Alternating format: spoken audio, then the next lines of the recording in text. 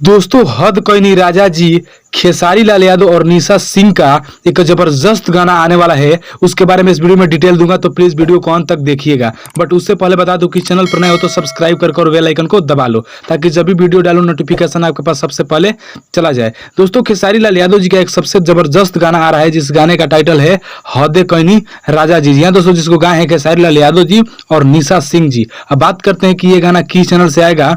तो दोस्तों speed record से ये गाना आने वाला है, जो कि बहुत जबरदस्त गाना होने वाला है। दोस्तों इस गाने को लिखे हैं अखिलेश कश्यप और मुन्ना बाबू जी। हाँ दोस्तों, मन्नू बाबू इस गाने को लिखे हैं और संगीत AB गुप्ता जी का है। तो जितने भी खेसारी लाल यादव जी के फैन हैं उनसे रिक्वेस्ट है कि आप तैयार रहिए, क्योंकि ये गाना कमिंग सून में है। क्योंकि खेसारी लाल यादव जी के बहुत से गाना है जो कि कल आने वाला है, तो वेट करिए कब तक आएगा। जैसा ही आएगा मैं आपको अपडेट दे दूंगा। तब तक के लिए मिलते किसी नेक्स्ट वीडियो में नेक्स्ट अपडेट के साथ। तब तक के लिए जय हिंद, वंदे मातरम।